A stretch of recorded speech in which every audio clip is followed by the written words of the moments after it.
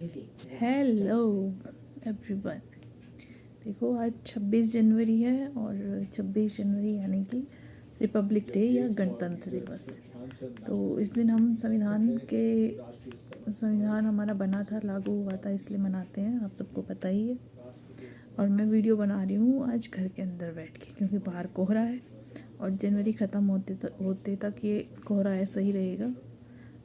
तो वीडियो मेरी ऐसे ही घर के अंदर ही बनेगी, छत पे धूप सेकते हुए आएगी आपके मार्च अप्रैल में। तो मैं वीडियो बनाई थी, मैं झांकी देख रही थी टीवी पे सुबह सुबह। झांकियाँ कम ही निकली आज मैंने हर स्टेट की झांकी नहीं देख पाई, पता नहीं निकलेगी नहीं निकली, जबकि टीवी मैंने खोला हुआ है 7 बजे से। तो मैं आज रैंडम टॉपिक में भी उठाऊंगी कुछ, बट अभी इतना कुछ खास रैंडम टॉपिक मेरे को ध्यान नहीं आ रहा, क्योंकि मैंने बहुत सारे टॉपिक शेयर कर दिए हैं और मेरे कैमरे में स्पेस इतना आता ही नहीं है। अब उसमें मेमोरी स्पेस कम हो गया है। तो रैंडम टॉपिक में कुछ भी कोई कहानी उठा सकती, बोलते बोलते मुझे ध्यान आ जाएगा। तो अभी तो खैर संविधान लागू होने पर बात कर रही थी मैं कि कितने साल हो गए हैं हमारे संविधान को लागू हुए। 1950 को लागू, सबसे पहले 26 जनवरी 1950 को लागू हुआ था, नवंबर में उसकी नींव रखी गई थी। तो बेसिक नॉलेज है उत्तराखंड का भी, मैं ऐसी बेसिक नॉलेज पढ़ती रहती हूँ। आजकल मैं वही पढ़ रही थी, मैंने बुक मंगाई थी आपकी अमेज़ोन से अपने लिए। तो ऐसे ही ना मैं बुक्स मंगाती रहती हूँ, कभी मैं स्टोरी बुक पढ़ती हूँ, कभी मैं किसी का लाइफ जर्नी पढ़ लेती हूँ, कभी मैं फाइनेंस से रिलेटेड बुक पढ़ लेती हूँ, कभी मैं हेल्थ से रिलेटेड बुक पढ़ लेती हूँ। मेरा काम घर पे यही होता है। तो मैं ना बुक मंगाती रहती हूँ, इसीलिए मैं सजेस्ट करी थी, मैंने अपनी पिछली किसी वीडियो में बताया था आपको कि आप भी घर पे बैठे ऑनलाइन बुक मंगाइए, सबसे बेस्ट टाइम पास होता है उसमें। एक तो आपका स्किल्स बढ़ती हैं पढ़ने की, आपके कंटेंट लिखने की भी स्किल्स बढ़ती है। जो मेरी तरह कंटेंट लिख रहे होंगे ना, उनको बुक्स देख के कंटेंट लिखना आ जाएगा कि कैसे लिखना है, सीनियर्स को देख के, एक्सपीरियंस इंसान को देख के। दूसरा, आपकी रुचि बढ़ेगी किताब पढ़ने में, और तीसरा आपको नॉलेज तो मिलती ही है, इतनी सारी किताबें आप जो पढ़ते हो। तो मैं भी मंगाती हूँ, मैंने बहुत सारी किताबें मंगा ली हैं अब तक 1-2 साल में, और मैं उनको पढ़ के ख़त्म कर चुकी हूँ। वो अलग बात है कि मुझे सारा टॉपिक याद नहीं रहेगा उसका, लेकिन अगर मैं बुक खोलूँगी तो मुझे फिर दोबारा पढ़ने में भी उसे मज़ा आता है। और धूप में बैठ के उसका मनोरंजन बहुत अच्छा होता है, दिमाग में आपकी एक छवि बनती है।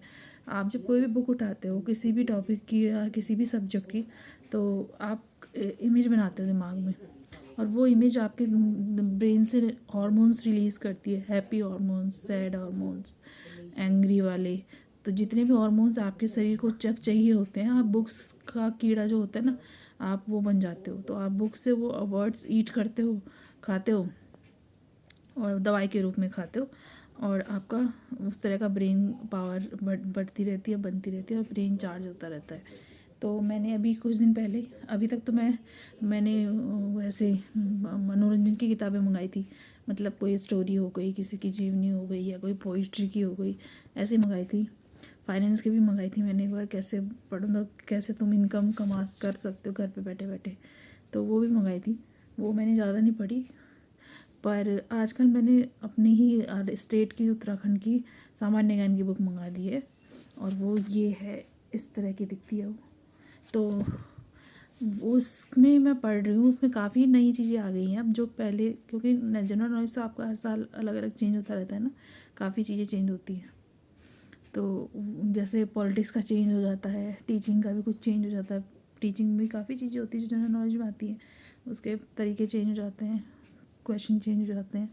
और पॉलिटिक्स का तो आपका हर चीज़ हर बार चेंज ही होता रहता है, कभी कोई बदल गया, कोई मंत्री बदल गया, कोई अफसर बदल गया, कोई स्टेट में नई चीज़ आ गई, नई चीज़ मतलब नई योजना आ गई, नया कुछ किसी ने कुछ आविष्कार कर दिया, इस तरह का आता रहता है।